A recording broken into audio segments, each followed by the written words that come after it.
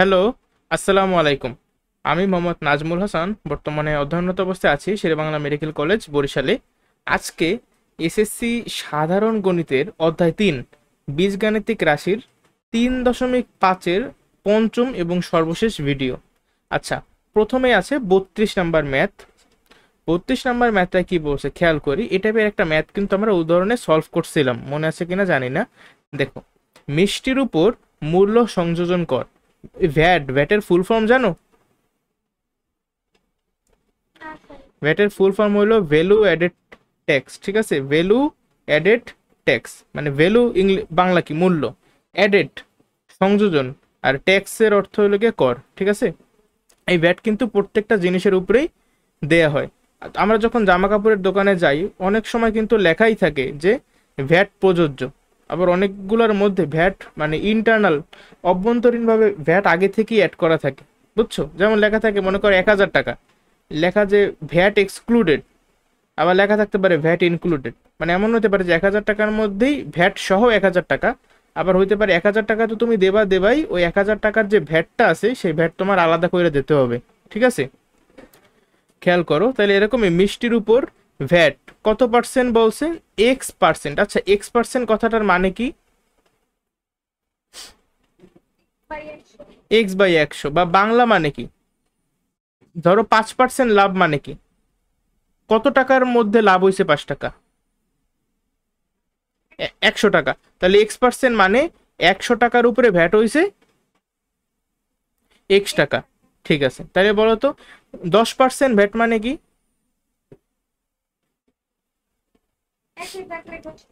আচ্ছা ঠিক আছে, তুমি বুঝতে পারছো। এখন আমরা একটু সামনে যাই। একজন বিক্রেতা ভ্যাট সহ P টাকার মিষ্টি, দেখো বলছে কি বিক্রেতা ভ্যাট সহ P টাকায় মিষ্টি বিক্রয় করলে, তার মানে এই যে সে P টাকায় বিক্রি করছে, এই P টাকার মধ্যে কিন্তু ভ্যাটও আছে। ঠিক আছে, নর্মাল যে খরচ আছে তাও আছে, আবার এক্সট্রা যে ভ্যাট সেইটাও দেয়া আছে। মিষ্টি বিক্রয় করলে তাকে কত টাকা ভ্যাট দিতে হবে? আমার কোশ্চেনে চাইছে কি ফাইনালি কত টাকা আমার ভ্যাট দিতে হবে। ঠিক আছে, ভ্যাটের পরিমাণ কত?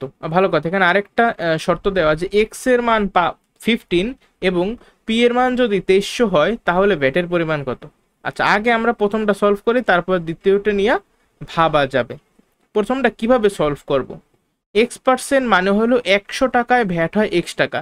যদি আমি জানতাম যে আমার আসলে কত টাকা, তাহলে কিন্তু আমি এভাবে লাইনটা লিখতে পারতাম যে 100 টাকায় ভ্যাট হয় X টাকা, 1 টাকায় ভ্যাট হয় এত টাকা, অতএব অত টাকায় ভ্যাট হয় অত টাকা, তাই না? বাট ওই যে আমি লিখবো, খেয়াল করো, আমি একটু লিখি যে 100 টাকায় 100 টাকায় ভ্যাট হয় X টাকা। তাহলে 1 টাকায় ভ্যাট কি কম হবে? তাই 1 টাকায় ভ্যাট হয় এক্স ডিভাইডেড, কমলে আমরা ভাগ করি X/100 টাকা। এখন আমি যেখানে লিখবো অতএব এত টাকায় ভ্যাট হয়, এই এত টাকার অ্যামাউন্টটা আসলে আমরা এখন পর্যন্ত কি জানি না। যদি জানতাম তাহলে এখনই মানে ম্যাথটা শেষ হয়ে যেত। কিভাবে করতে পারি? আমার কাছে চাইছে যে কত টাকা ভ্যাট দিতে হবে, মানে এটা আমি জানি না। তাহলে একটা অজানা রাশির আমরা কিন্তু একটা চলক ধরতে পারি না বলো? এখানে যেহেতু অলরেডি এক্স আর পি ইউজ হয়ে গেছে, আমি এগুলোর বাইরে কিছু একটা চিন্তা করি। ধরি আমি ওয়াই কে ধরলাম যে আমার ওয়াই টাকা ভ্যাট দিতে হবে। বুঝতে পারছো? তাহলে আমাদের প্রথম লাইনটা কি হবে, যে ধরি ভ্যাট দিতে হবে ওয়াই টাকা। ঠিক আছে, এরপর আমাদের অঙ্কটা শুরু হবে মেনলি। আচ্ছা, ওয়াই টাকা যদি ভ্যাট দিতে হয়, আমি পি টাকায় বিক্রি করছি, এই যে পি টাকা, এই পি টাকার মধ্যে কি ভ্যাটও আছে না? তাহলে আমি যদি পি থেকে ভ্যাটের টাকাটা বিয়োগ কইরা দেই, তাহলে আমার এই যে মূল্যটা, এটা কিসের মূল্য বলো তো?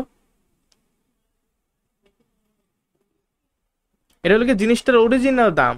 সাপোজ একটা শার্টের দাম 1000 টাকা, আর ওই 1000 টাকায় মনে করো আমার ভ্যাট হয়েছে 200 টাকা। ধরো আমি যখন কিনছি, হ্যাঁ, আমার কেনার সময় 1000 টাকা দেয়া লাগছে, 1000 টাকা আমার দেয়া লাগছে।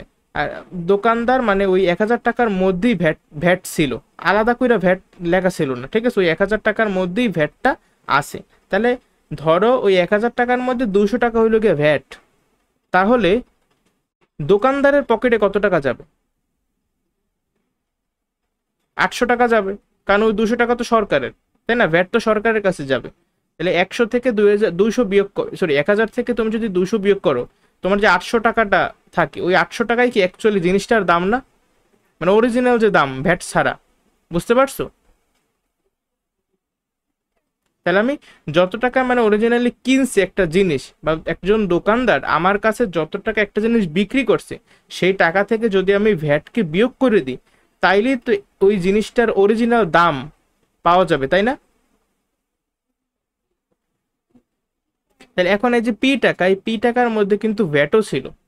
আমি যেহেতু ধরছি ভ্যাট হলো গিয়ে ওয়াই টাকা, এই জন্য আমি এই পি থেকে ওয়াই বিয়োগ করছি। তাইলে এখন আমার কাছে এই যে টাকাটা, এটা কি নির্দেশ করতেছে? এটা নির্দেশ করতেছে অ্যাকচুয়ালি এই জিনিসটার মানে অরিজিনাল দাম। ঠিক আছে, ভ্যাট ছাড়া, বা আমরা লিখবো ভ্যাট ছাড়া মিষ্টির দাম এত টাকা। ঠিক আছে, এটা হলো গিয়ে ভ্যাট ছাড়া মিষ্টির দাম। এখন মূলত এই টাকাটার উপরেই আমরা কর দেই, বা মানে ভ্যাট দেই আর কি। ঠিক আছে, তাহলে আমরা এভাবে লাইনটা লিখতে পারি, X% মানে কি, 100 টাকায় ভ্যাট দিছি X টাকা, 1 টাকায় ভ্যাট দিলাম এত টাকা। এখন আমরা ভ্যাট দেব কত টাকার উপর? ওই জিনিসটার যে অরিজিনাল দাম সেই টাকাটার উপর। এখন জিনিসটার অরিজিনাল দাম কত? পি মাইনাস ওয়াই না? এই জন্য আমি লিখবো যে পি মাইনাস ওয়াই টাকায় ভ্যাট হয় বেশি হবে, এজন্য আমরা গুণ করে দিলাম। এই লাইনটা কি বুঝতে পারছো? কোনো সমস্যা থাকলে এখনই কোশ্চেন করো।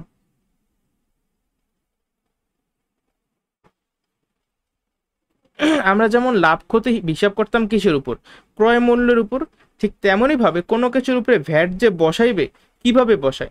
ধরো দোকানদার, হ্যাঁ, আমার কাছে সরকারের লোক আসলো, সে দেখলো একটা জিনিস আমার বানাইতে খরচ লাগলো 400 টাকা, আমার বানাইতে খরচ লাগছে 400 টাকা। এখন ওইটা আমি মনে করো 25% লাভ করতে চাই, এজন্য আমি মনে করো ওইটারে 500 টাকায় বিক্রি করব। এখন আমি তো 500 টাকায় বিক্রি করব, সরকার এসে বললো আচ্ছা আমাদের তো কিছু দিতে হবে, তাই না? আমাদের তো ভ্যাট দিতে হবে। তাহলে সে আবার এক্সট্রা বললো যে আচ্ছা 5% আমরা ভ্যাট নেব। তাহলে কিন্তু ওই এক্সট্রা আরেকটা টাকা ভ্যাট হিসাবে আমার অ্যাড হবে। বুঝতে পারছো? তুমি একটু এক্সাম্পল আকারে চিন্তা করো জিনিসটা। ঠিক আছে, সংখ্যা দিয়ে চিন্তা করো। যেমন সাপোজ আমি তোমাকে বললাম একটা জিনিস আমার বানাইতে লাগছে 400 টাকা, আমার নিজের খরচ, আমি মনে করো বেচতেছি, এই জিনিসটা আমার বানাইতেই খরচ হয়েছে 400 টাকা। আমি এর উপর 25% লাভ করতে চাই। 25% লাভ মানে কি? 100 টাকায় লাভ হবে 25 টাকা, তাহলে 400 টাকায় লাভ হবে কত?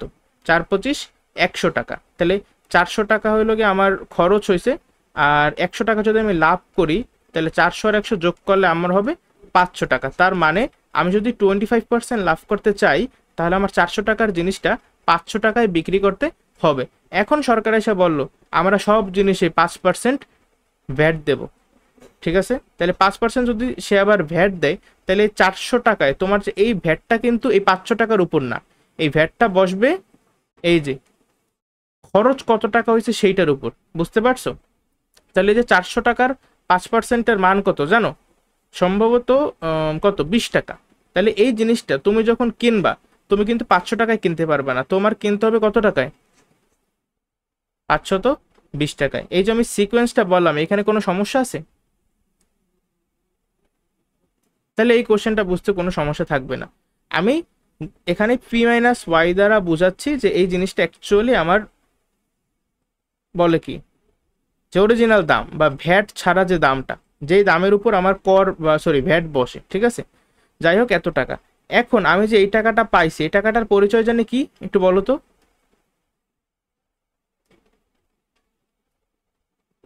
এই টাকাটা কি?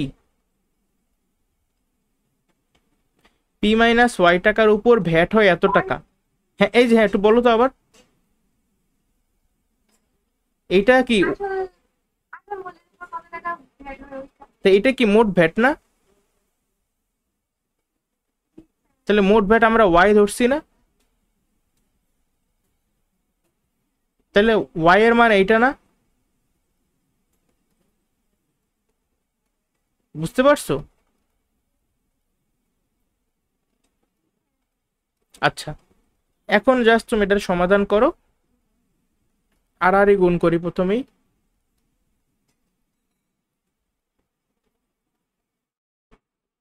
আর কি করা যায়? আচ্ছা, আমার চাইছে কি?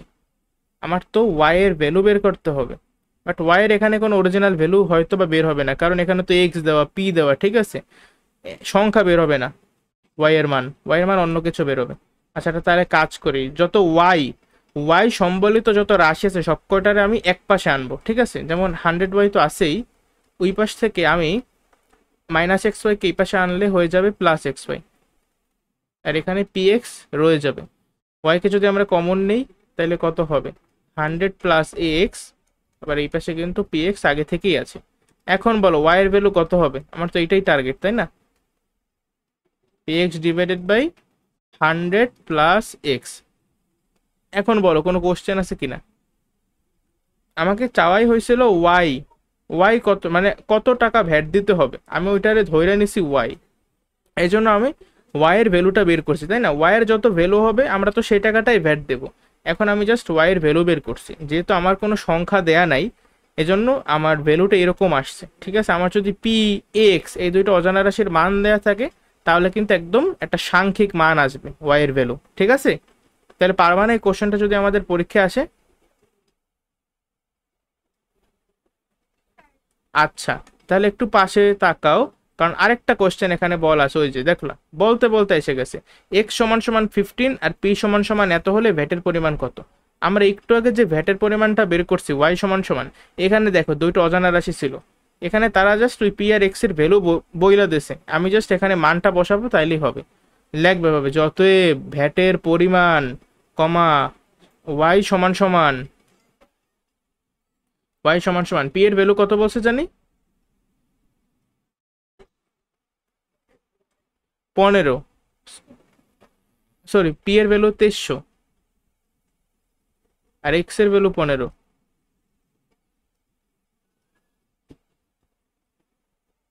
এখন একটু ক্যালকুলেট করে হিসাব করো তো কত হয় অ্যান্সার।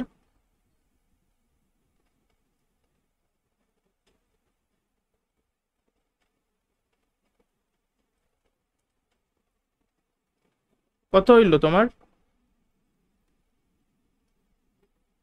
300 নাকি? হ্যাঁ 300ই তো, এত টাকা। তাহলে আমার ওয়াই এর ভ্যালু কত পাইলাম, ভ্যাটের পরিমাণ হলো 300 টাকা, বুঝছো। তার মানে সেই দোকানদার, হ্যাঁ সেই দোকানদারের ওই জিনিসটা আমার মনে করো অরিজিনালি ওনার পকেটে যাবে, বা অরিজিনাল দাম হলো 2300 টাকা, এই 2300 টাকার উপরে সরকার কি করছে যে না সব তো তুমি খাইলে চলবে না, আমাদেরও পার্সেন্টেজ দিতে হবে, তো সেই 15% ভ্যাট বসাইছে, মানে প্রত্যেক 100 টাকায় সে 15 টাকা সরকারের পকেটে যাইতে আছে, ঠিক আছে। এজন্য 2300 টাকায় সরকারের পকেটে মোট কত টাকা যাবে, 300 টাকা, বুঝতে পারছো। আচ্ছা ঠিক আছে, তাহলে পরবর্তী অঙ্কে আমরা চলে যাই। 33 নাম্বারটা দিকে লক্ষ্য করি, কোন সংখ্যা ও ওই সংখ্যার গুণাত্মক বিপরীত সংখ্যা। আচ্ছা এই যে গুণাত্মক বিপরীত বলছে, আমি তোমাকে আরেকটা টার্ম সম্পর্কে একটু কষ্ট করে জানাইতে চাই, ঠিক আছে। ওই টার্মটা হইল যোগাত্মক বিপরীত। আমি যদি তোমাকে প্রশ্ন করি যে পাঁচ পাঁচ একটা সংখ্যা, এই পাঁচের যোগাত্মক বিপরীত সংখ্যা কত, তুমি কি বলতে পারবা?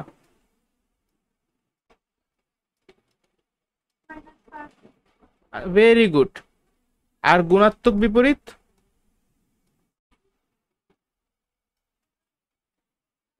পাঁচের যোগাত্মক বিপরীত সংখ্যা যদি -5 হয় তাহলে পাঁচের গুণাত্মক বিপরীত সংখ্যা কত,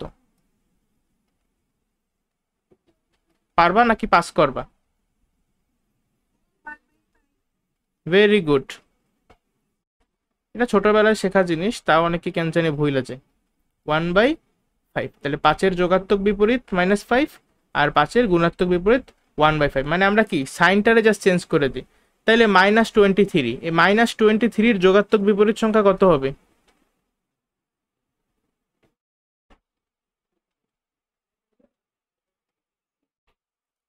+23, তাই না। আর জেড এর গুণাত্মক বিপরীত সংখ্যা কত হবে? 1/z। এই সিম্পল বেসিকটা জাস্ট একটু ক্লিয়ার করার দরকার ছিল এই অঙ্কের ক্ষেত্রে। দেখো কোন সংখ্যা ও ওই সংখ্যার গুণাত্মক বিপরীত সংখ্যার সমষ্টি 3, সমষ্টি মানে হলো যোগফল। আচ্ছা কার কার যোগফল, কোন একটা সংখ্যা আর ওই সংখ্যার গুণাত্মক বিপরীত বিপরীত সংখ্যা। ঠিক আছে, এখন বলছে কি আমাকে বলছে 2 মার্কের জন্য যে সংখ্যাটিকে এক্স চলকে প্রকাশ করো, মানে এই সংখ্যাটাকে আমি এক্স ধরে নিব। ঠিক আছে, আমি ধরে নেই অজানা সংখ্যাটি এক্স, প্রকাশ করে উপরের তথ্যকে সমীকরণের মাধ্যমে প্রকাশ করতে বলা হয়েছে। আচ্ছা, সমীকরণ মানে কি খেয়াল করো, এরকম না যে সংখ্যাটা কি এক্স, তাহলে আমার সংখ্যাটা হইলো এক্স। হ্যাঁ, সংখ্যাটা যদি এক্স হয়, ওই সংখ্যার গুণাত্মক বিপরীত সংখ্যা কত হবে বলো তো? অবশ্যই 1/x। আর এদের সমষ্টির মান কত? 3। তাহলে এই দুটো তুমি যদি যোগ করো তোমার হবে 3। এটি একটা সমীকরণ না? আচ্ছা ঠিক আছে, এখন খতে আসি। খতে কি বলা হয়েছে? এক্স কিউব মাইনাস 1/x কিউবের মান নির্ণয় করো। এটা অ্যাকচুয়ালি অনেক ইজি, দেখেই বোঝা যাইতেছে যে এখানে একটা সূত্র, একটা বিশেষ সূত্র অ্যাপ্লিকেবল। বলো তো কোন সূত্র? এটা দেখে কি মনে হয়? এ কিউব মাইনাস বি কিউব, তাই তো? এক্স কিউব মাইনাস 1/x এর কিউব। তাই সূত্রটা কি? এটা যেহেতু মান নির্ণয় করতে বলছে, তাহলে মান নির্ণয় সূত্র হইল a minus b whole cube plus 3ab into a minus b, তাই না? সত্যি কিন্তু কোনো সমস্যা নেই। কিন্তু এখন কাহিনী হয়েছে, এই এক্স আর এক্স তো কাটাকাটি চলে যায়, কিন্তু এক্স মাইনাস 1/x, আবার এখানেও আছে এক্স মাইনাস 1/x। এই এক্স মাইনাস 1/x এর ভ্যালু কিন্তু আমরা এখন পর্যন্ত জানি না। আচ্ছা তোমরাই আমাকে বলো, এক্স প্লাস 1/x এর মান যদি কারো জানা থাকে, সেখান থেকে কি এক্স মাইনাস 1/x এর মান বের করা যায়? কিভাবে বের করা যায়? প্রসিজারটা আমাকে একটু বলো শুনি। আমার লাগবে কি এক্স মাইনাস 1/x এর ভ্যালু, এক্স মাইনাস 1/x এর ভ্যালু। তাহলে এই সূত্র বসে দিলেই তো হয়, a minus b whole square সমান সমান a plus b whole square minus, কেউ আবার 2ab বসাই দিও না, 4ab। বুঝছি। আচ্ছা তাহলে এক্স প্লাস 1/x এর মান কত? 3। তাহলে 3 বসাই দাও এখানে, থ্রাইস স্কোয়ার মাইনাস এই এক্স আর এক্স কিন্তু কাটাকাটি চাই, তাহলে আমার 4 অক্ষে 4 থাকে শুধুমাত্র, 3 স্কোয়ার 3 3 9, 9 থেকে 4 বিয়োগ করলে কত হয়? অবভিয়াসলি 5। তাহলে আমি যে ভ্যালুটা পাইলাম এটা কিন্তু এক্স মাইনাস 1/x এর ভ্যালু না, এটা হলো এক্স মাইনাস 1/x স্কোয়ারের ভ্যালু। ঠিক আছে, তা আমার তো এই অঙ্কে এক্স মাইনাস 1/x এর ভ্যালু লাগবে। তাহলে আমি কি করব? স্কোয়ারটারে সমান চিহ্নের এই পাশে আনলে কি হয়ে যাবে? বর্গমূল হয়ে যাবে। তাইলে কিন্তু আমি এক্স মাইনাস 1/x এর ভ্যালু, দেখো আমি এক্স মাইনাস 1/x এর ভ্যালু কত পাইলাম? তাইলে √5। আচ্ছা ঠিক আছে, এখন এই ভ্যালুটাই আমি সব জায়গায় বসাই, এই যে √5, √5। বলো তো √5 এর যদি কিউব করো কত হয়? 5√5, তাই তো? কিভাবে হয়? কারণ √5 কিউব মানে কি? √5 কে 3 বার গুণ। তাহলে তুমি যদি √5 কে 3 বার গুণ করো, দেখো √5 গুণ করলে হয় 5। কেন? কারণ এই যে √5 এর স্কোয়ার, রুটের স্কোয়ার কাটাকাটি 5 থাকে, আর এখানে একটা √5 এইভাবে আসে। আচ্ছা এই যে করলাম আমি, কোনো সমস্যা আছে এখানে? আচ্ছা তাহলে তুমি আমাকে এবার বলো, এটা 5√5 এর সঙ্গে 3√5 যোগ করা যায়, বা যোগ করলে কিছু হয় কিনা? আচ্ছা গুড, 5√5 এর সঙ্গে 3√5 যোগ করলে 8√5 হবে। তো এইটাই হলো আমাদের খ নাম্বার, শেষ। একদম ইজি, বেশিক্ষণ কিন্তু লাগে না করতে। গ নাম্বারে কি বলা হয়েছে? যে প্রমাণ করো যে x⁵ plus 1/x⁵ equals to 123। মানে আমার সহজ কথা, আমার এই যে লেফট হ্যান্ড সাইডের ভ্যালু বের করা লাগবে। ঠিক আছে, মানে এই জিনিসটার ভ্যালু বের করে দেখান লাগবে যে এটা 123 হয়েছে কিনা। অবশ্যই হবে, যেহেতু দেখাইতে বলছে। এখন আমি x⁵ প্লাস 1/x⁵ এই জিনিসটা আমি কিভাবে পাইতে পারি? তোমাদের কারো কোনো আইডিয়া আছে অঙ্কটা কিভাবে করতে পারি আমরা? এটা টাইপের ম্যাথ মানে এত কমন, তুমি দেখতে দেখতে একসময় তোমার মুখস্থ টাইপের হয়ে যাবে, বুঝছো? এটা আমি তোমাদেরকে সামান্য কিছু একটু লজিক্যালি দেখানোর চেষ্টা করব যে অ্যাকচুয়ালি এমন কেন। x⁵ তুমি কিভাবে পাইতে পারো এই জিনিসটা, কিভাবে পাবা? আমরা যদি x² সঙ্গে x³ গুণ করি তাহলে কি আমি x⁵ পাই না? আর আমি যদি 1/x⁵ পাইতে চাই, দেখো তোমার লক্ষ্য হইল তুমি 1/x⁵ পাইতে চাও, এটা কিভাবে পাবা? অবশ্যই 1/x² সঙ্গে তুমি 1/x³ গুণ করবা না, তাই না? আচ্ছা, শিওর করে দেখো। এই যে x² আর x³ গুণ করলে কি গুণের সময় কি হয়? পাওয়ারে পাওয়ারে যোগ হয়, তাহলে 2 আর 3 যোগ করলে 5, x⁵ আর উপরে আছে এককে 1। হ্যাঁ, তাহলে আমার এই দুইটা জিনিস লাগবে, x² x³। আবার এখানেও দেখো যে 1/x² আর 1/x³ লাগবে। তো এইটা করতে করতে তোমার একসময় মনে থাকবে যে এই যে x⁵ প্লাস 1/x⁵, ঠিক আছে? এই জিনিসটা, এই টাইপের ম্যাথ দেখলে আমরা x² প্লাস, দেখো এটা যেমন 5 5, আমি কি করতেছি, আমি জাস্ট 5-এর জায়গায় 2 লিখলাম, x² প্লাস 1/x²। আবার যেহেতু আমার x⁵ পাওয়ার জন্য x² এর সঙ্গে x³ গুণ করতে হবে, আমার x² তো আমি আনছি, তাহলে আমার x³ আনা লাগবে। আবার 1/x² এর সঙ্গে কত গুণ করলে 1/x⁵ হবে? 1/x³। এই জন্য আমার এখানে প্লাস দিয়ে আমি 1/x³ আনাইছি, ঠিক আছে? তার মানে আমার এই দুইটা জিনিস যদি আমি আমার এই দুইটা জিনিস সোজা কথা আমার আনা লাগবে, তারপরে আমার গুণ করা লাগবে, ঠিক আছে? এখন আমি কিন্তু গুণ করলে শুধুমাত্র x⁵ প্লাস 1/x⁵ পাই না, আমি কিন্তু আরো কিছু জিনিস পাই। সাপোজ তোমরা যদি একটু গুণটা কইরা দেখো, দেখো গুণের সময় যে এটার সঙ্গে এটা গুণ করো, কত হয়? x⁵। তারপরে এইটার সঙ্গে এইটা গুণ করো, গুণ করলে কত হয়? দেখো 1/x হয়। তারপরে এইটার সাথে এটা গুণ করো, কত হয়? x হয়। তারপরে এইটার সাথে এটা গুণ করলে হবে 1/x5। এখন তুমি বলো, আমার টার্গেট ছিল শুধুমাত্র x⁵ প্লাস 1/x⁵ পাওয়া, কিন্তু আমি কি শুধুমাত্র ওই দুইটা পাইছি? আমি এক্সট্রা কিন্তু এই যে এই জিনিসটা পাইছি 1/x প্লাস x, তাই না? কিন্তু মজার ব্যাপার কি, আমি এইটার ভ্যালু অলরেডি জানি, এটার ভ্যালু হলো 3। এই জিনিসটার ভ্যালু কত? 3।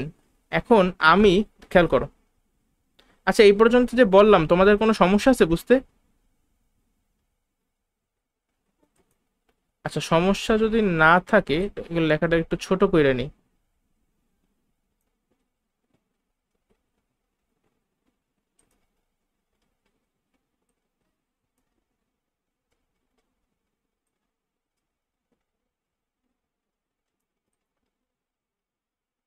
আচ্ছা, এখন দেখো এটা আমরা কিভাবে করতে পারি। প্রথমেই আমরা লেফট হ্যান্ড সাইড লিখি। আচ্ছা, লেফট হ্যান্ড সাইড যেটা করবা, ভালো কথা, এখানে আমার যেহেতু x² প্লাস 1/x² এর মান কি জানা লাগবে না? না জানলে আমি কিভাবে লিখবো? এটা দুইভাবেই করা যাইতে পারে আসলে। দেখো, যদি কেউ লেফট হ্যান্ড সাইড ধইরা করে x⁵ প্লাস 1/x⁵, তাহলে তার ক্ষেত্রে ম্যাথটা কিভাবে হবে? সে, দেখো প্রথম লাইনটা কোনো সমস্যা আছে কিনা,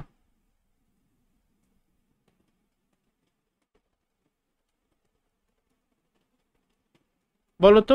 এইটা সমান সমান কি এইটা লেখা যায়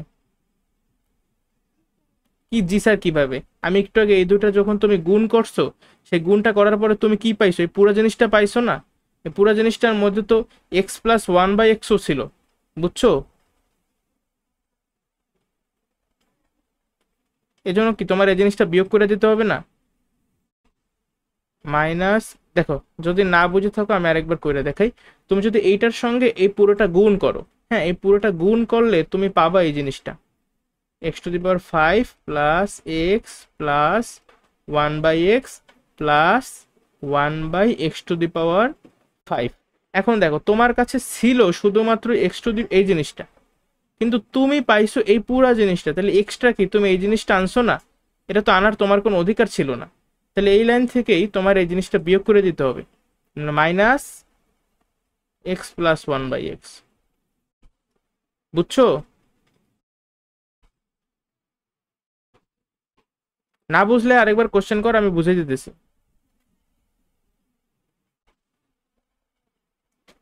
আশা করি বুঝতে পারছো।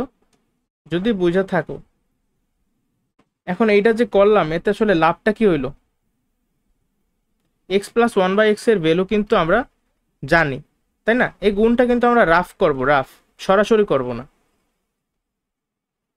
এটা শুধুমাত্র আমি রাফ করে তোমারে দেখাইলাম।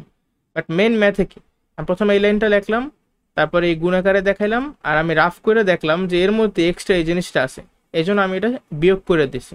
ঠিক আছে, ধরো তোমার কাছে আছে 50, 50-এর পরবর্তী লাইনে তুমি কি 52 লিখতে পারবা? তোমার কিন্তু 52 থেকে 2 বিয়োগ করে দিতে হবে, তাই না? নাহলে তো 50 সমান সমান এটা হয় না।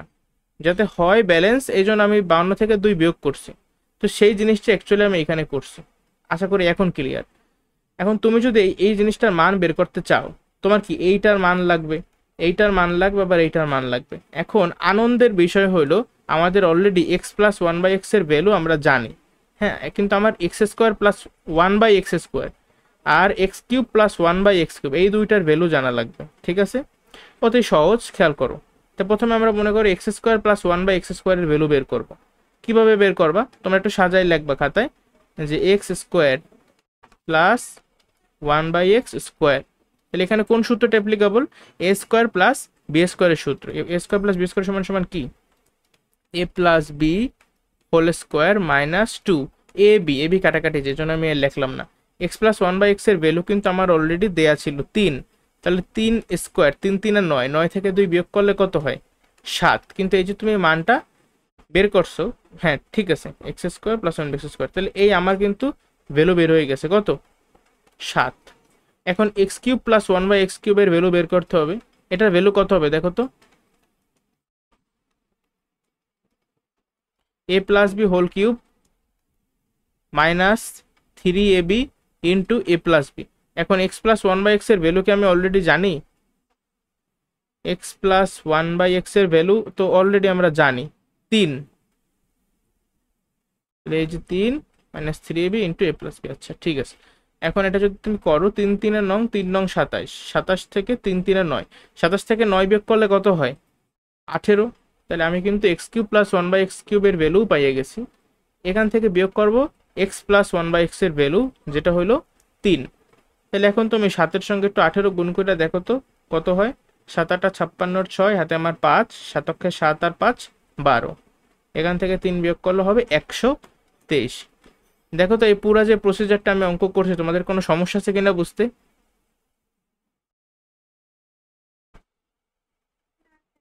একটু মাথা খাটানোর বিষয় ছিল যে x5 plus one by x5 এর পরের স্টেপটা কি, বাট বারবার করতে করতে তোমাদের মুখস্থ হয়ে যাবে যে এখানে এক্স স্কোয়ার এক্স কিউব, এইভাবে দুইটা টার্ম আনা লাগবে। ঠিক আছে, এখন দুইটা টার্ম আনলেই তো হবে না, এই দুইটা টার্ম আমি গুণ করে দেখছি যে এর মধ্যে গুণফল হলো আমার এক্স প্লাস ওয়ান বাই এক্সও আইসা যায়। সেই জিনিসটার আমরা কি করছি?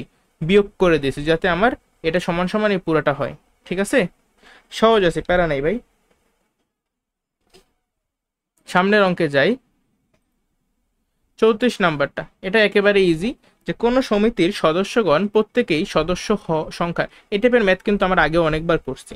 100 গণ, আচ্ছা এইখানে একটু টুইস্ট আছে। সদস্যগণ প্রত্যেকেই কি করছে? সদস্য সংখ্যার 100 গুণ চাঁদা দেওয়ার সিদ্ধান্ত নিল। প্রত্যেকে টাকা দেবে বা চাঁদা দেবে, কতখানি চাঁদা দেবে? সদস্য সংখ্যার 100 গুণ চাঁদা দেবে। আচ্ছা, সদস্য সংখ্যা কত এটা কিন্তু আমরা জানি না। আচ্ছা, এরপর কি বলছে যে কিন্তু 4 জন, ওই যে সবসময় ঝামেলা বাজাবে, এরা চাঁদা দেবে না। চাঁদা না দেওয়ার ফলে কি হয়েছে? প্রত্যেকের চাঁদার অ্যামাউন্টটা আগের থেকে বাইরে গেছে। কত টাকা বাড়ছে? ও মাই গড, 500 টাকা বাইরে গেছে, বেশ বড় অঙ্কের টাকা। এখন কতে আমার বলছে কি যে সমিতির সদস্য সংখ্যা এক্স ধরে, মানে ওই যে বললাম না যে সদস্য সংখ্যা কত? সদস্য সংখ্যা হলো অজানা রাশি, যেটাকে আমরা এক্স ধরছি। হ্যাঁ, এখন আমরা কি করতে পারি?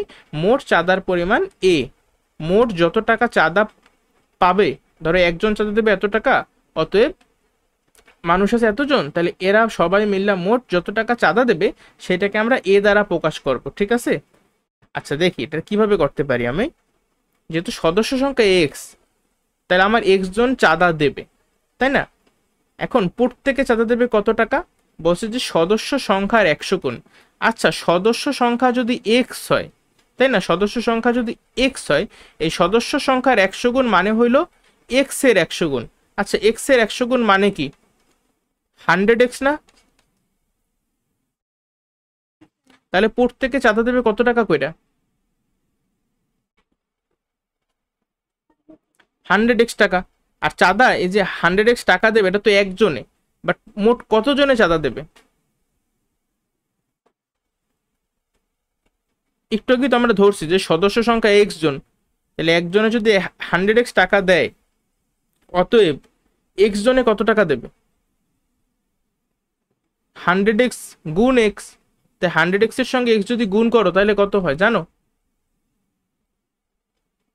অবভিয়াসলি 100x², তাই না? এক্স এক্স গুণ করলে তো এক্স স্কোয়ার হবে, আর 100 অক্ষে 100। তুমি কি বুঝতে পারছো এই যে 100x² আমি লিখছি? তো এইটার পরিচয় কি? এটা কি এই টাকাটা? এটা কি টাকা? এক্স জন্য যত টাকা চাঁদা দিয়েছে, তাই না? তার মানে এইটাই হলো গিয়ে মোট টাকা।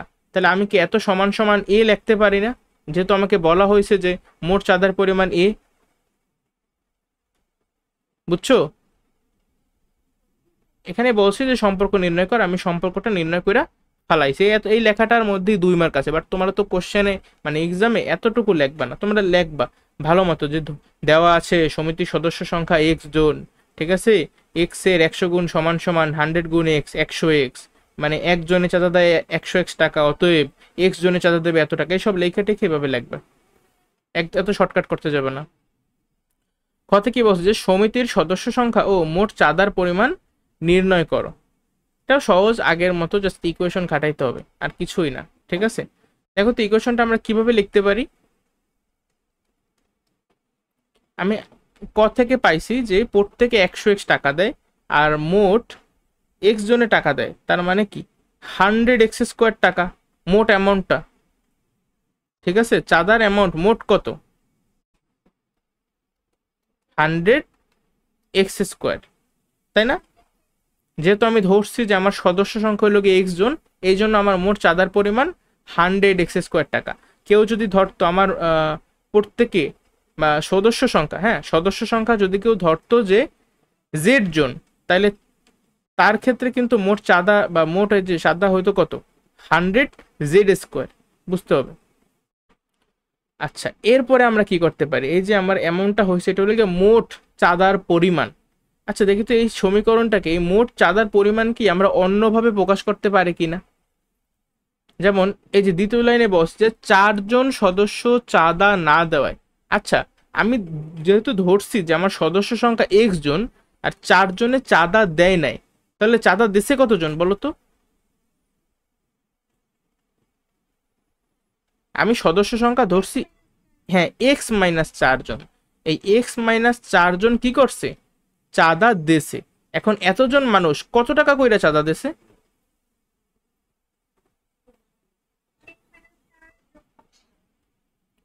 তুমি এটা বুঝলা কিভাবে?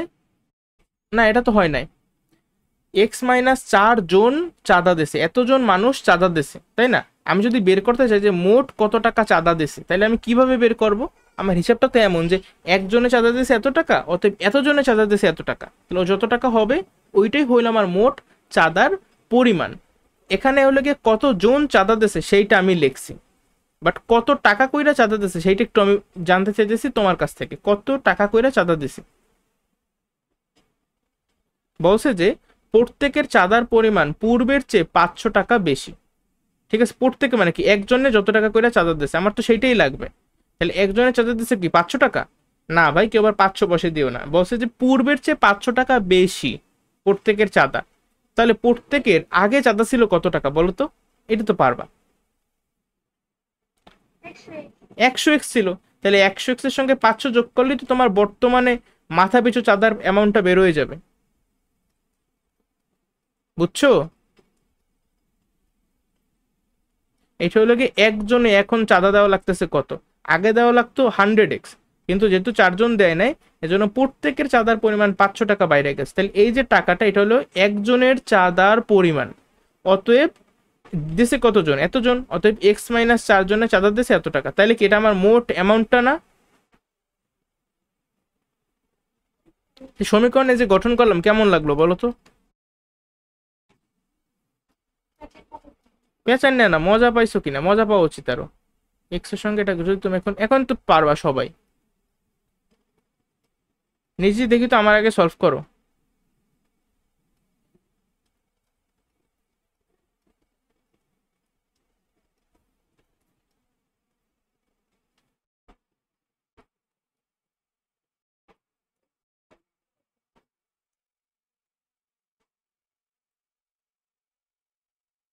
এক্স এর ভ্যালু আসছে 20, এখন এক্স এর পরিচয় কি ছিল? সদস্য সংখ্যা, তাই না?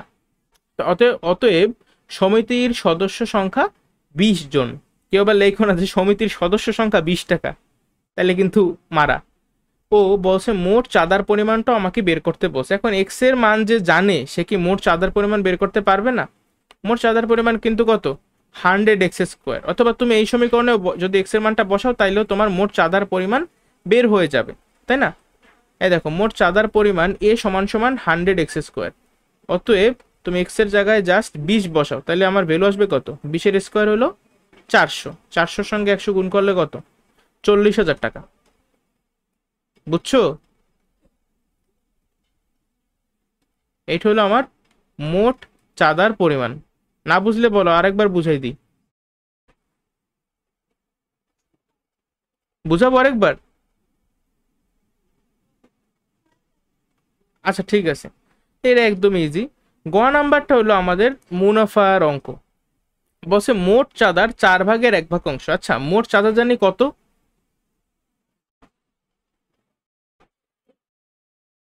মোট চাঁদা কত? তুমি আবার 100x² বইলো না? হ্যাঁ ঠিক আছে, 100x² মোট চাঁদার পরিমাণ, কিন্তু 100x² যে ভ্যালু সেটা তো আমরা বের করে ফেলাইছি, এই যে 40,000 টাকা।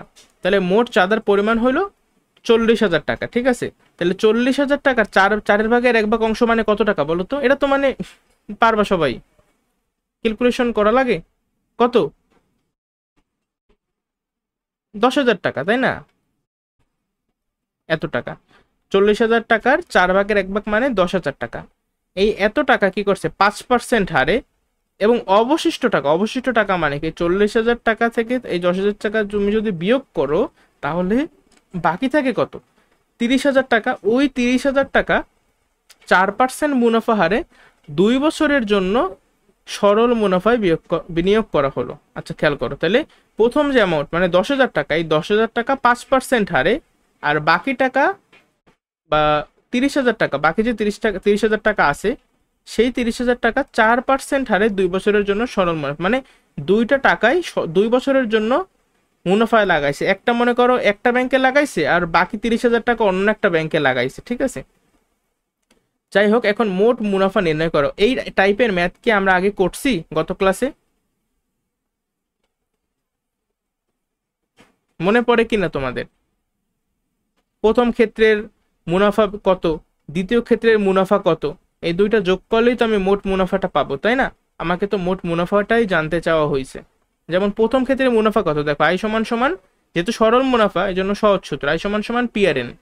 পি আর এর ভ্যালু কত, 5%। 5% মানে হলো গিয়ে 5/100, আর 5/100 মানে হইলো 0.05।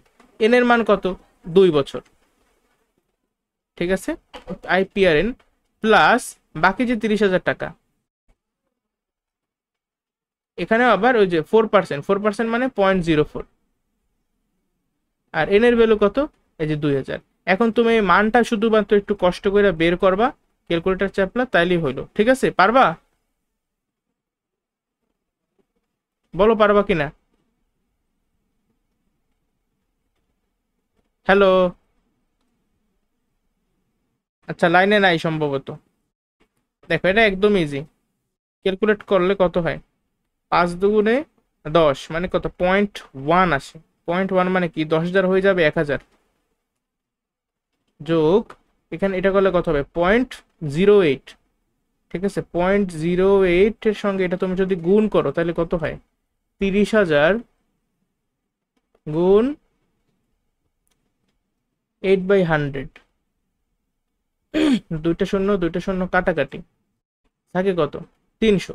300 সঙ্গে 8 গুণ করলে কত 3 8 24, 24-এর পরে আরো দুইটা শূন্য মানে 2400। তাহলে আমাদের মোট হইলো 3,400 টাকা, ঠিক আছে। এটা কি আমি যে বের করলাম কষ্ট করে, এটাই হলো আমার মোট মুনাফা। হ্যাঁ, বুঝতে পারছো? তাহলে একটু বই থেকে মিলাই নিও কষ্ট করে, ঠিক আছে। অ্যান্সারটা ক্যালকুলেশন তো ভুল হইলে হইতে পারে। পরবর্তী ম্যাথ 35 নাম্বার। এখানে কি বলছে, আবার বনভোজনে যাব। বনভোজনে যাওয়ার ম্যাথগুলো ভালোই সহজ আছে, ঠিক আছে। একটা বাস ভাড়া করা তো লাগবেই। এখন বাস ভাড়া করতে কত টাকা লাগবে 2400 টাকা, এবং কিছু শর্ত দিয়েছে। শর্তটা কি, যে প্রত্যেক যাত্রী সমান ভাড়া বহন করবে। এটা কমিউনিজম চিন্তা চেতনা, এটাই তো হওয়া উচিত, তাই না? সবাই তো সমান ভাড়াই দেবে। 10 জন যাত্রী আবার কি কিপটা, এরা কি না আসা, এরা যাবে না, কারণ এদের কাছে ওই ট্রিপের টাকাই নেই। এরা যেহেতু যাবে না, তাহলে মাথা পিছু প্রত্যেকের ভাড়া কিন্তু বাড়বে। কত টাকা বাড়বে, কেউ আবার 4 টাকা বইলো না, এটা কিন্তু সবকিছু ইংলিশে লেখা, খেয়াল করো। 8 টাকা, ঠিক আছে, 8 টাকা বৃদ্ধি পেল। আচ্ছা দেখি তো এখন কি বলছে, ক মাথা পিছু বর্ধিত ভাড়ার পরিমাণ। আচ্ছা, মাথা পিছু বর্ধিত ভাড়ার পরিমাণ না আসা যাত্রী সংখ্যার শতকরা কত, মানে আমার কিছু একটা পার্সেন্টেজ জানতে চাওয়া হয়েছে। কার পার্সেন্টেজ, মাথা পিছু বর্ধিত ভাড়ার পরিমাণ। এটার অ্যামাউন্ট কত, এই যে লেখা মাথা পিছু ভাড়া হলো 8 টাকা, তাহলে এই ভাড়ার পরিমাণ হলো 8 টাকা। না আসা যাত্রী সংখ্যা অ্যামাউন্ট কত, না আসা যাত্রী সংখ্যা হলো 10 জন। তাহলে বলছে 8/10 শতকরা কত ভাগ, ঠিক আছে। এটা পাগলেও পারে, 8/10 শতকরা কত ভাগ বলো তো, 8/10। 8/10 ইন্টু 100%, মানে 0.8। 0.8 এর সঙ্গে 100 গুণ করলে কত 80%। মানে এটা বোঝানো লাগে না, এটা বাচ্চাদের অঙ্ক, ঠিক আছে। এইভাবে চিন্তা করতে পারো কি 8/10, তাই না, অনুপাত বা 8/10 শতকরা কত ভাগ। তুমি যদি 2 দিয়ে কাটাকাটি করো তাহলে কত 5/4 ভাগ হয়। দেন ওই 5/4 ভাগের তুমি যদি ওই ভাগটা করো, দশমিক ভগ্নাংশে নাও, তাহলে আমার আসবে 0.8। আর আমরা জানি যে কোনো কিছুকে যেহেতু বসে শতকরা কত, তাহলে এটার আমার পার্সেন্টেজে নিতে হবে। আর পার্সেন্টেজে নিতে হইলে কি করতে হয়, 100% দিয়ে গুণ করতে হয়। এটা কিন্তু আমি গত ক্লাসে শিখাইছি, তোমাদের মনে আছে কিনা জানি না, ঠিক আছে। এই হলো আমাদের ক, একেবারে ইজি। খতে কি বলছে, যে বাসে যাওয়া, বলছে কি বাসে যাওয়া যাত্রীর মাথা পিছু ভাড়া নির্ণয় করা। আচ্ছা এই ম্যাথটা আমরা কিভাবে করতে পারি, এই টাইপের ম্যাথ তো আমরা আগে বহুতবার সলভ করছি। লাইক ইকুয়েশনটা লিখতে কিন্তু বেশি সময় লাগার এখন কথা না। 2400 টাকা ভাড়া ছিল, 2400 টাকা আমি ধইরা নিই আমার মোট যাত্রী হওয়ার কথা ছিল x জন। হ্যাঁ, যাত্রী হওয়ার কথা ছিল x জন, তাইলে যদি x জন হওয়ার কথা থাকতো, তাহলে মাথা পিছু ভাড়া হইতো কত 2400 ডিভাইডেড বাই x টাকা। কিন্তু তা তো হয় নাই, কারণ 10 জন আসে নাই, তাহলে x জন তো যায় নাই, গেছে কত x - 10 জন। আর ভাড়া কিন্তু সেম, ভাড়া কিন্তু চেঞ্জ হয় না, 2400 টাকাই আসে। এখন এই টাকা মানে এই যে রিয়েল মাথাপিছু ভাড়া আর এক্সপেক্টেড মাথাপিছু ভাড়ার মধ্যে সম্পর্ক কি, যে মাথাপিছু ভাড়া 8 টাকা বৃদ্ধি পাইছে, ঠিক আছে। মানে যত টাকা হওয়ার কথা ছিল তার থেকে 8 টাকা বাইরে গেছে, মানে এই যত টাকা হওয়ার কথা ছিল তার সঙ্গে 8 যোগ করলে যে টাকাটা হয় সেইটা। এভাবে আমরা ইকুয়েশনটা সাজাই নিলাম। এখন কিন্তু এই অঙ্ক মানে ইজিলি সলভ করা যায়। পারবা সলভ করতে? আচ্ছা দেখো, 2400 divided by x - 10 minus 2400 divided by x equals to এইটাই টাইপের ম্যাথ আমরা অনেক সলভ করছি, ঠিক আছে। লসাগু কত, লসাগু করলে হবে x - 10 ভাগ করো 2400x মাইনাস কত 2400x মাইনাস কল 2400x। আচ্ছা দাঁড়াও, প্লাস 24,000 ইকুয়ালস টু কত 8। এইটা এটা কাটাকাটি চলে যায়। তারপর আমরা যদি আর গুণ করি তাহলে কি হয়, x² - 10x এর সঙ্গে 8 গুণ করো, 8 গুণ করলে হবে 8x² - 10x ইন্টু 8 মানে 80x। ঠিক আছে, তোমরা লাগলে ওই লাইন স্কিপ করবা না, ঠিক আছে, মাঝখানে লাইনগুলো ভালোভাবে লিখবা, তারপর এই লাইনে আসবা। Equals to 24,000। এর পরবর্তী লাইনে তোমরা আবার এটা যদি এই পাশে আনো তাহলে কি -24,000 ইকুয়ালস টু 0 লিখতে পারো। এই ইকুয়েশনটা কিন্তু ডিরেক্টলি আমরা ক্যালকুলেটরের মাধ্যমে সলভ করতে পারি। তাহলে এটা শুধু সলভ করো, তো ক্যালকুলেটর ইউজ করে সলভটা করে ফেলাও নিজেরা, আমিও করি। এর মান 8, বি এর মান -80, সি এর মান -24,000। তাহলে আমার ভ্যালু আসে 60 আর -50, দুইটা ভ্যালু আসছে কি 60 আর -50। ঠিক আছে, এক্স এর ভ্যালু কি কি 60 আর -50 আসছে। এক্স এর পরিচয় কি দেখো তো, এক্স এর পরিচয় হইলো এই যে এক্স, এক্স কি ছিল তোমরা তো আগেই বাংলায় লেখবা যে বাসে যাত্রী হওয়ার কথা ছিল কতজন, যাত্রী হওয়ার কথা ছিল এক্স জন, তাহলে লেখবা। এখন যাত্রীর সংখ্যা কি মাইনাস হতে পারে বলো, অবশ্যই হইতে পারে না, তাহলে আমার অ্যান্সার লেখবা। অতএব এটি কি অগ্রহণযোগ্য।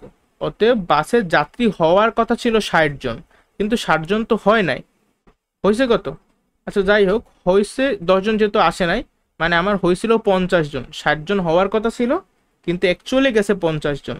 এখন আমাকে চাইছে যে মাথা পিছু ভাড়া কত। এখন তুমি এক্স এর মান মানে এখানে যে কোনো এক জায়গায় বসে দেবা তাইলেই হবে। এক্স এর ভ্যালু কত পাইছি একটু আগে আমরা 60 পাইছি, তাহলে 2400কে তুমি যদি 60 দিয়া ভাগ করো আমার অ্যান্সার আসবে সম্ভবত 40। ঠিক আছে, এই 40-এর সঙ্গে 8 যোগ করলে কত হবে 48, অর্থাৎ বাসে যাওয়া যাত্রীর মাথাপিছু ভাড়া হইলো 48 টাকা।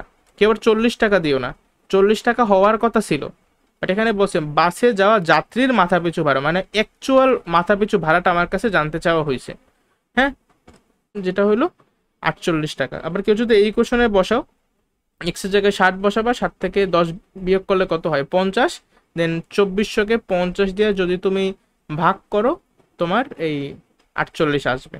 ঠিক আছে, তাহলে সামনের অঙ্কে যাই, একেবারে ইজি, এগুলো সব উদাহরণ অনুশীলনীর ম্যাথ।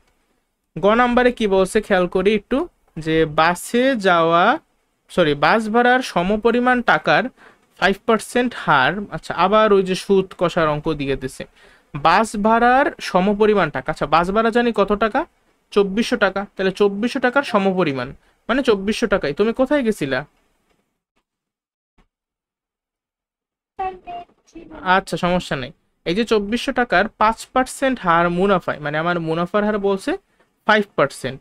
13 বছরের কি কি 13 বছরের সরল মুনাফা ও চক্রবৃদ্ধি মুনাফার পার্থক্য নির্ণয় করো। গতকালকে কিন্তু এই পার্থক্যের ম্যাথ আমি করাইছি, তোমার কি মনে আছে পার্থক্য? এখন তুমি কোনটা থেকে কোনটা বিয়োগ করবা বলো তো, চক্রবৃদ্ধি মুনাফা থেকে আমরা সরল মুনাফাটা বিয়োগ করবো, তাহলে আমি ডিরেক্টলি লেখা দিই। হ্যাঁ, গতকালকে যেহেতু তুমি ক্লাসটা করছো তোমার কোনো সমস্যা হওয়ার কথা না।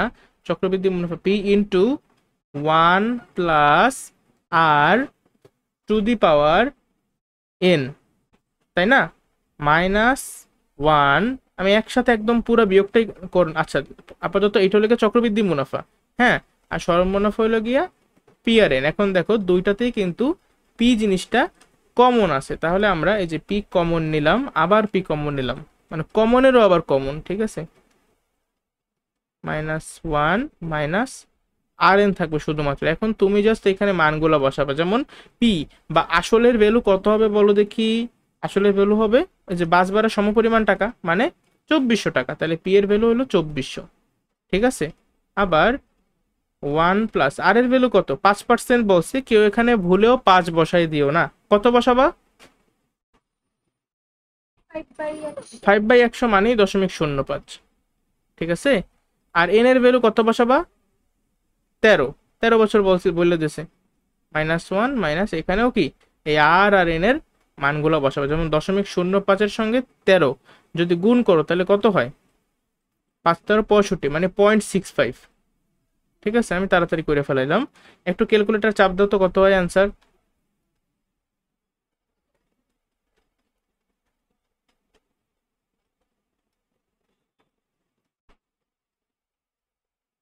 1.05 এর টু দি পাওয়ার 13 কত, 1.05 টু দি পাওয়ার 13 1.8856। আচ্ছা এইটার সঙ্গে এখন আমার কি করতে হবে, ভালো কথা এখানে সেকেন্ড ব্র্যাকেটটা দেইনি কেন, এইখান থেকে আমার সেকেন্ড ব্র্যাকেটগুলো দিয়ে নিই, নাহলে কিন্তু এখন আমি একটা ভুল করতে গেছিলাম। আমি কিন্তু এর সঙ্গে 2400 গুণ করা ধরছিলাম, যেটা আমার ভুল হইতো। ঠিক আছে, প্রথমে এই ব্র্যাকেটের কাজ, তারপরে গুণ। এখান থেকে আবার -1.65 বিয়োগ করতে হবে, -1.65 বিয়োগ করলে আমার বিয়োগফলটা আসতেছে 0.2356। আশা করি তোমাদের এরকম একটা মান আসছে। এর সঙ্গে 2400 গুণ করবা, তো এর সঙ্গে যদি তুমি 2400 গুণ করো, তোমার ফাইনাল অ্যান্সার আসবে 565.557, এই টাইপের। ঠিক আছে, এইটা হলো আমাদের চক্রবৃদ্ধি মুনাফা আর সরল মুনাফার কি পার্থক্য। তো এই ছিল মোটামুটি আজকের এই যে ম্যাথ। বাজে কয়টা? আচ্ছা, কোনো কোশ্চেন আছে আজকে? যে কোনো টপিক, যে কোনো কোশ্চেন করতে পারো, আমি আরেকবার বুঝিয়ে দিতে পারি। কোনো ম্যাথে? আচ্ছা, মাঝখানে তুমি কতটুকু পাও নাই?